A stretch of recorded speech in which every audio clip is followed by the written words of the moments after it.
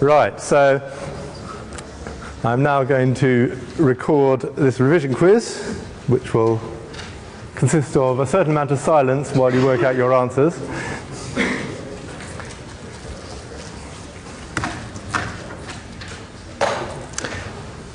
This is not assessed, and you don't have to tell anyone how you did.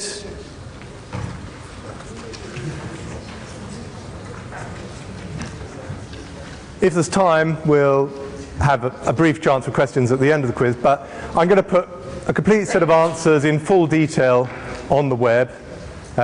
We'll have just brief summary answers today, and you may have a chance to ask me a couple of questions about them, but once the full answers are on the web, if you've still got any questions left after those, please feel free to contact me anytime.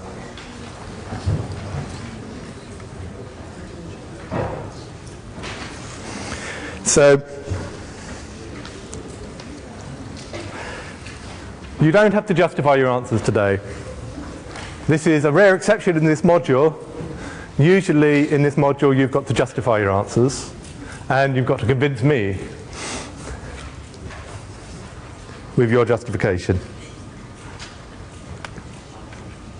But today all you've got to do is write down the answers without any justification, just to make life easier and quicker. When you do have to justify things, your justification doesn't necessarily have to be long as I agree it's convincing. But part of what you've got to learn in this module is what will convince Dr Feinstein.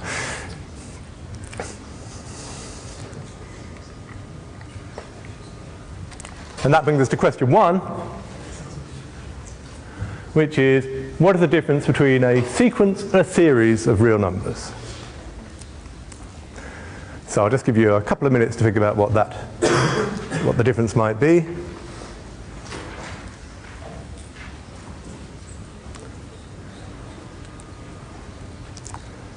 The rest of this quiz is going to involve quite a lot of mention of sequences and series, so if you can remember what the difference is, it may help.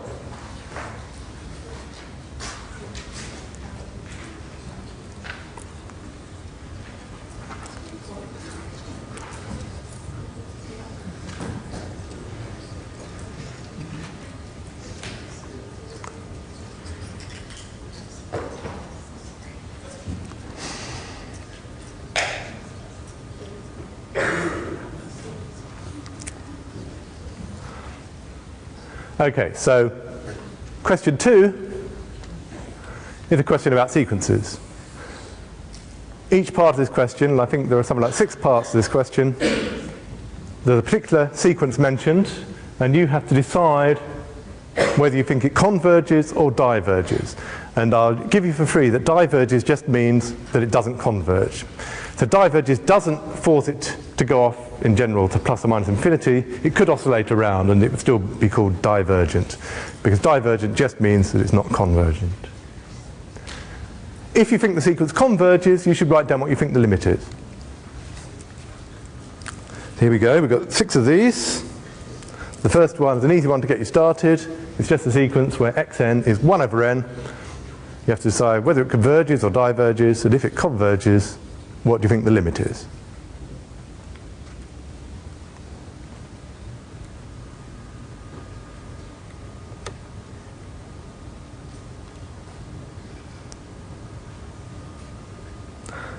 I don't think you need very long of that one. So move on to something that might look not quite as easy, but actually it's the sort of thing you did a lot in first year. So the nth term of your sequence has got numerator n squared plus 2n plus 3. The denominator is 2n squared plus n plus 1. It's just one polynomial divided by another. And as n gets large, maybe you can figure out what's going on there. You don't have to prove it today, but the way I would expect you to prove your answer will be in the model answers that I put on the web page. If it converges, what do you think its limit is? We move on to part C. Actually, I'll give you part C and part D together. Part C and part D are related, but they might be subtly different. So in each case, you take n plus 1 and do something to it, and then do the same thing to n and take the difference. In part C, you take n plus 1 and then you square it, and then you square n and you take the difference. And you get the square of n plus 1, and you subtract the square of n. Whereas in part D, you start with n plus 1 and square root it, and you take n and you square root it, and you take the difference. And so you're looking at the square root of n plus 1, and you subtract off the square root of n. And there might be a subtle difference between those two. So again, do they converge? Do they diverge? If so, if they converge, what do you think the limit is?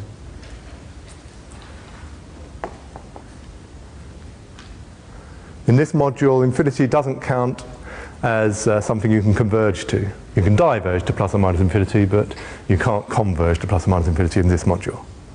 It gets different in third year at the moment when you do measured integration, but that module won't exist by the time you get there. So there is a notion of converging to infinity that you meet later in analysis, but we don't do that. We don't do that this year. This year you can't converge to plus or minus infinity.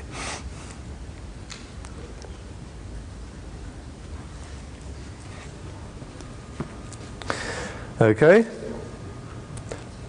Part E, you won't be able to work this out, I don't think, unless you can remember it from last year. 1 plus 1 over n is getting very close to 1 as n gets big, but it's being raised to the power n, which is a big power. So those two are fighting each other. A number that's nearly 1, that's only just a bit more than 1, being raised to a very big power as n gets large. Does it tend to 1? Does it diverge off to plus infinity? Or does it converge to some value in between? Or does it oscillate around? That's what you have to try and remember from last year. But I wouldn't expect you to be able to work that out on the spot, because it's not easy.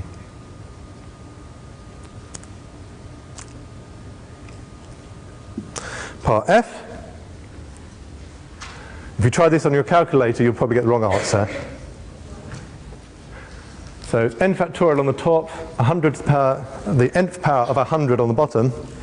If you start looking at the first few terms on your calculator, it gets very, very small. But that might not necessarily give you the right answer.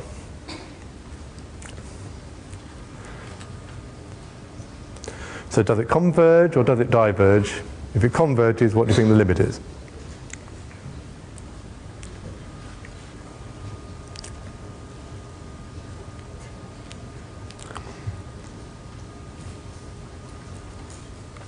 We now move on to a question on series.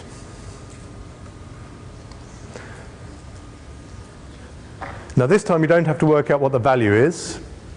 If it's a convergent series, and as you'll now discover, series involve summing infinitely many things. If it converges, you're not supposed to say what the value of this infinite sum is, but you are supposed to say which test you would use to be sure that it would have converged, or which test you used to be sure that it diverges. So, this first series here, is it a convergent series or is it a divergent series? Which test from last year would you use to try on it, to figure out what's going on? So the terms of the series that you're adding are minus 1 to the n over 2n plus 3.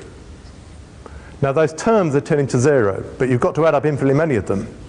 So the fact that the terms tend to 0 might not be decisive, because you've got to work out what happens when you add them all up, whether or not you can even do that. You aren't asked what the value would be if you did add them all up, and if it did work. You just have to say which test you'd use.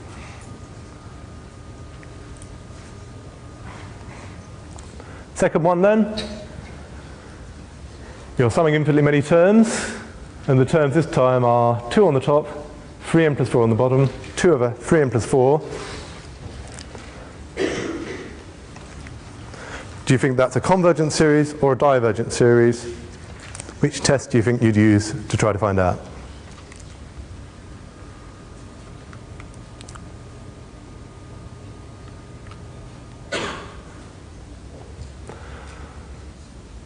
Part C, that thing on the top there, it's the sine of n. So that's just sine of n on the top. On the bottom it's n cubed plus 1. Suppose you try and add up all of those. Can you do it? If so, how do you know that you can do it? You don't need to say anything about what the value might be, if it does sum.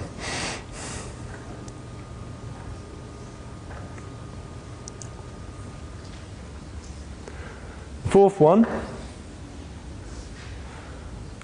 again an infinite sum from n equals 1 to infinity, and the terms are 3 to the n on top, n factorial on the bottom.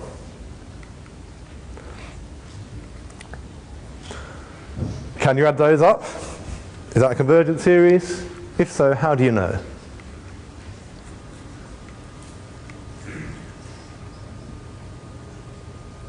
Which test would you use? Can you remember the name of the test? And the fifth one of these, it's a bit like part A, but there might be a subtle difference. It's still alternating in sign, minus 1 to the n on top. This time your denominator, it's 2 plus 1 over n. So A and E are obviously similar, but there's some difference between them, and you might want to think about what that is.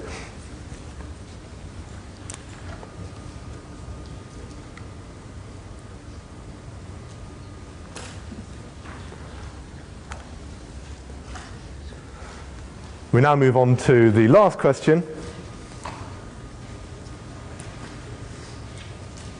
This is a question about whether functions are continuous or discontinuous. And I'm just going to give you 3 different functions.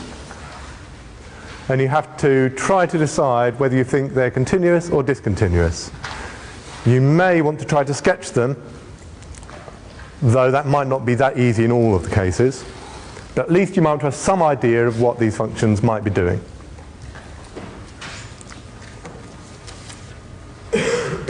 So the first one is the branch definition. That means that it's got one definition if x is greater or equal to 0, and it's got a different definition if x is negative. That's the otherwise. You'll notice that there may be something important happening as x approaches 0 from either side. So it's cos x if x is greater or equal to 0, it's x plus 1 if x is negative. If you put all that together and you sketch the whole thing, does that look like a continuous function or not? And a variant of that question, is it a continuous function or not? The second function is 1 if x is not 0, it's 0 if x equals 0. I should say that in future workshops you'll have an opportunity to talk to each other, and I don't really mind if you talk to each other for this quiz, come to think of it, but perhaps doing it yourself is slightly better, because give you a chance to see what you really do remember from last year. But there will be plenty of opportunities for you to work with each other in some of the other workshops. This one then is 1 if x is not 0, it's 0 if x equals 0, so there's just that one point where something strange happens. Does that mean it's continuous or discontinuous?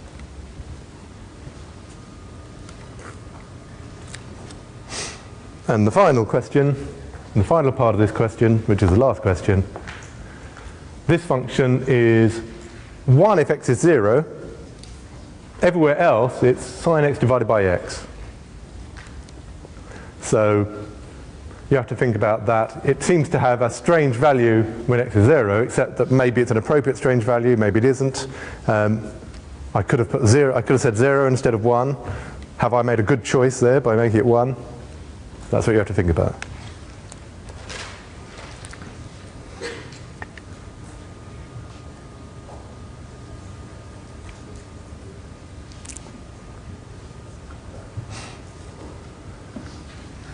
Okay, what I'll do is I will quickly run through those solutions, and then we'll have a break before the lecture. I'll give you an opportunity for a quick question as well, but I think it may be better for you to look at the full version of the solutions that's going to be on the web page.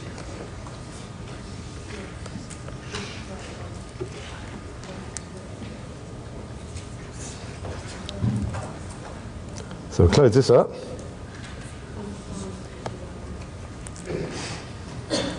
And we'll have the solutions.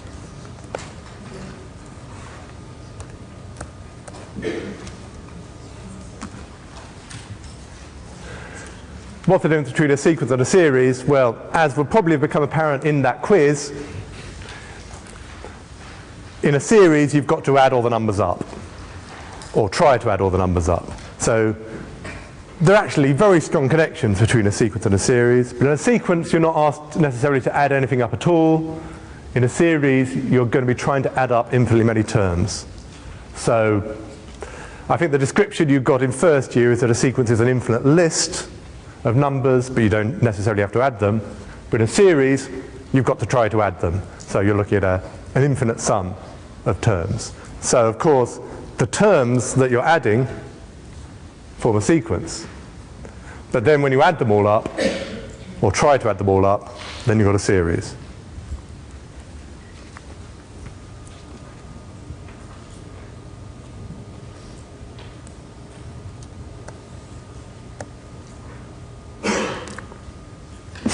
So here's the answer to question 2. 1 over n converges to 0.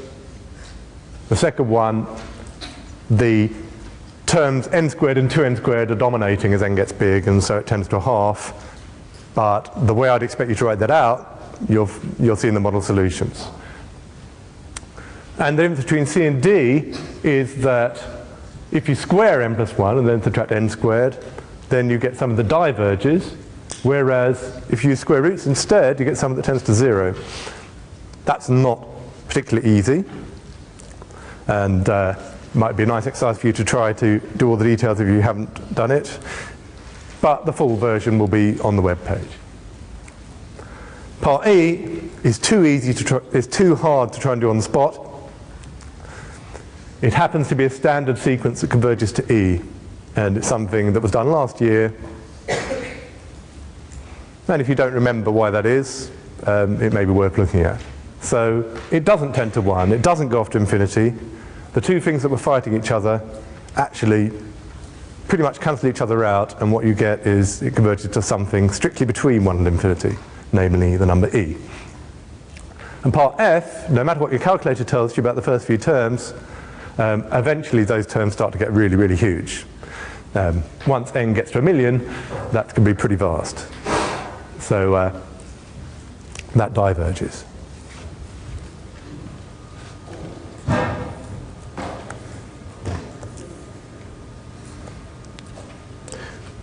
Now for the series, there may be more than one way to do each one. But I've put some warnings in here about some of the tests that you shouldn't try to use. If you're not sure about the test you tried, then you can ask me separately.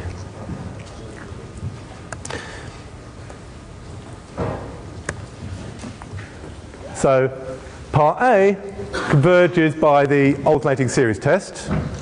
That's a perfectly good alternating series.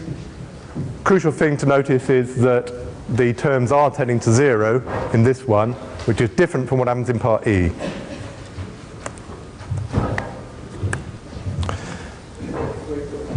Part B diverges using some version or other of the comparison test. I've mentioned one called the limit comparison test. If you look back last year, you'll find various versions of the comparison test you could use on this. But if you try something called the divergence test, it doesn't help you. So this one is the divergent series, but you can't use the divergence test to tell you.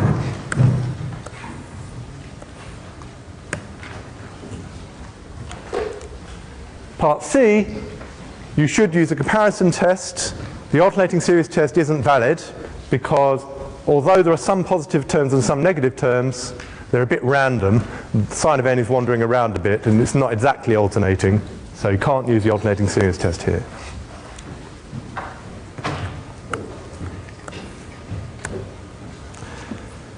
Part D converges by the ratio test, and part E diverges by the divergence test. So the difference between this one and the first one is if you look at the terms here, they don't tend to 0. 2 plus 1 over n gets close to a half, You've got a minus 1 to the n on the top, so after a while the terms are pretty much like minus a half and plus a half and minus a half and plus a half, but it doesn't tend to 0. And if the terms in your series don't tend to 0, then your series is always divergent. That's what the divergence test tells you. So you can't use the alternating series test unless you have a version of the alternating series test that covers cases where the answer is that it's divergent. The alternating series test is usually used, when it's valid, to prove that a series is convergent. Otherwise, you'd be using the divergence test.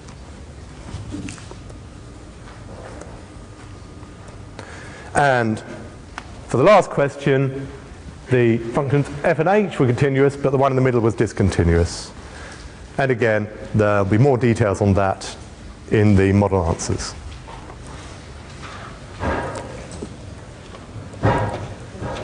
So we'll stop that session there, and we'll have a 5-minute break, and then we'll have the first lecture.